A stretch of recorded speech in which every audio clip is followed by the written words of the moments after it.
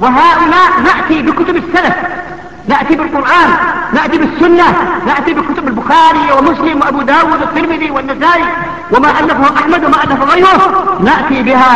ومن هو على طريق هؤلاء ومن ينابذهم ويخالفهم؟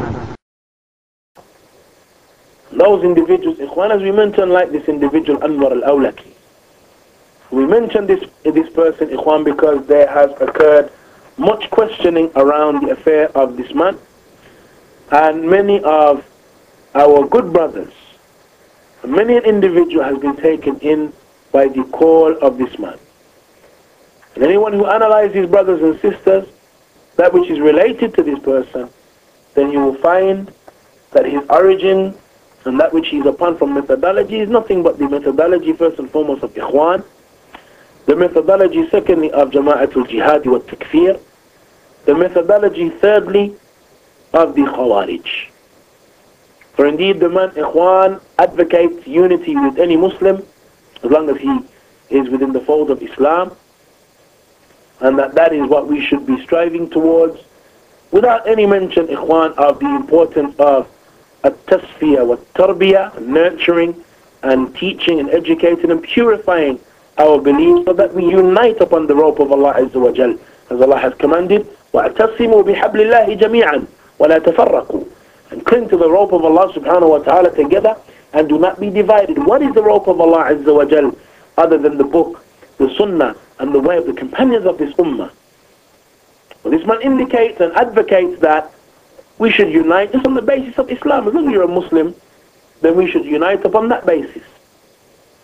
He likewise, Ikhwan, encourages and entices individuals constantly to go away to fight, to go away to make jihad, to go away and participate in battles, participate in the combats and the conflicts that are taking place across the globe that involve Muslims. And that we should race to get involved in that. We should race to help our brothers and our sisters out in those countries. And he advocates participating physically. And we have a number of individuals, Ikhwan, who have been avid listeners and followers of Anwar al-Awlaki, and have participated and have been harmed greatly because of that. From them, we have those individuals who were arrested and imprisoned, those individuals who were known as the Toronto 18, who were known to be avid listeners of Anwar al-Awlaki, who were arrested on the basis of them plotting a terrorist mission. We have the likes of the Minnesota 6, those 6 Somali youth, who after listening to one of the lectures and listening to and hearing of the praise that Anwar al-Awlaki gave to that group in Somalia, Al-Shabaab, that group who is nothing other, Ikhwan, than a group from among the Khawarij, who amputated the limbs of an individual and stoned a woman to death, and who basically carrying out the hudud in their own hands. After praising them and hearing of their praise from Anwar al-Awlaki, then we found that individuals, Ikhwan, in Minnesota heard of this praise and were impressed to the extent that they decided that they're going to buy tickets and they're going to join Al-Shabaab and the group Al-Shabaab in Somalia, which led, Ikhwan, to them being maimed and some of them shot at and them being injured. Or like the individual, Ikhwan, who relatively recently entered, or that Muslim American soldier who entered upon those non-Muslim soldiers and killed a number of them and then turned the gun on himself and killed himself. That it was well known that that person was an avid listener of Anwar al-Awlaki. This individual, Ikhwan, who resembles Faisal Abdullah, the notorious or the infamous Jamaican caller to fitna and caller to jihad and takfiri, resembles him in his call, but differs from him slightly in his style and in his method of delivery.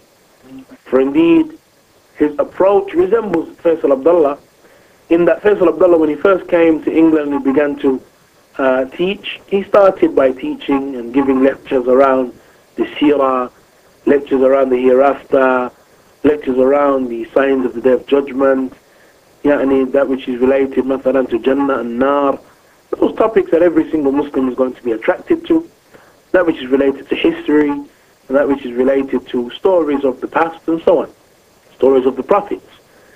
And then once the hearts of the Muslims are attached, then he begins to sow the seeds of fitna.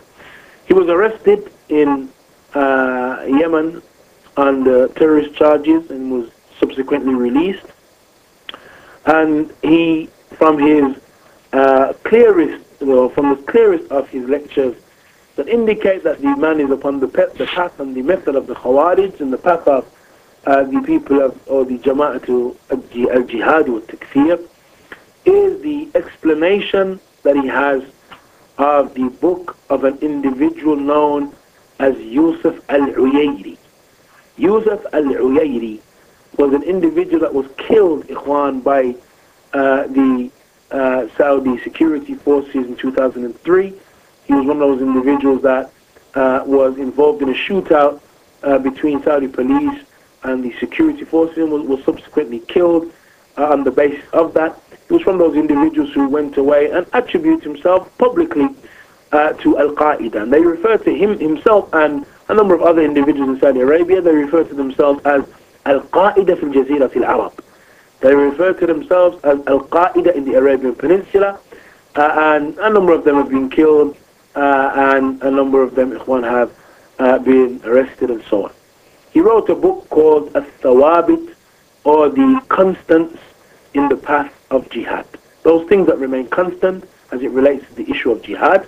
And that book, Anwar al-Awlaki, explains in 6 sessions. And the book, Ikhwan, and his explanation is filled with jahl, filled with ignorance, filled, Ikhwan, with dalalat, filled with misguidance, and filled with nothing but a call to the path of the Khawarij of our time. He mentions in it, for example, that we have been commanded to terrorize kuffar.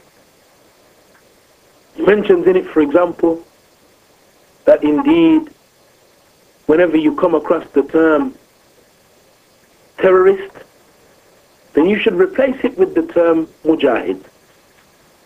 Whenever you come across the term terrorism, that you should replace it with the term jihad.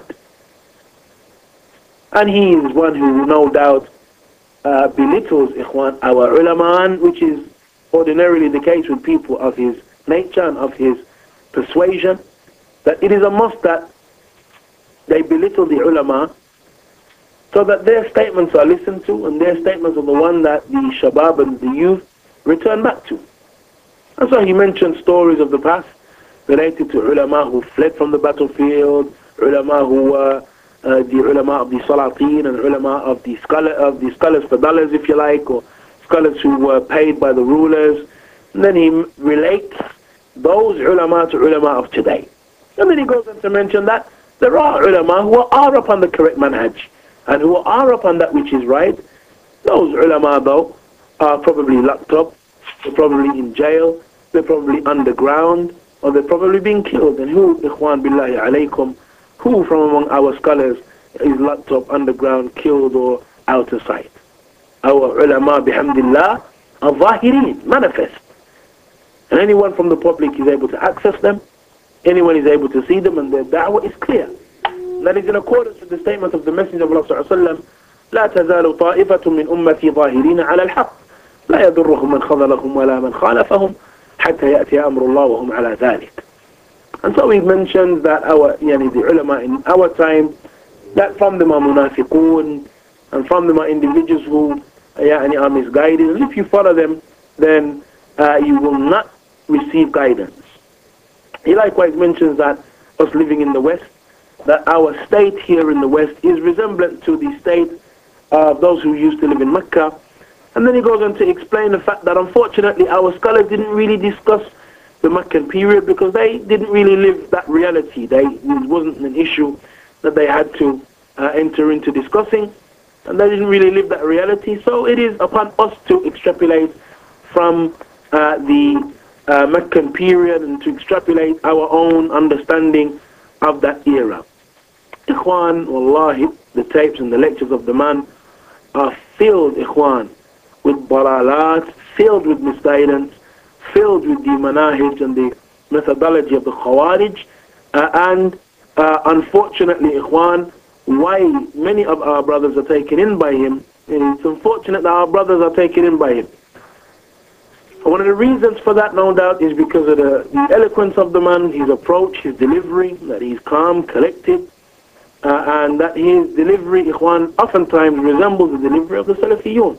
He quotes Ibn Kathir, Shaykh al-Islam ibn Taymiyyah, Ibn Rajab, Fulan, Allan, from our ulama. And so, oftentimes, our shabab are beguiled and misunderstand and confuse him with callers to Salafiyah.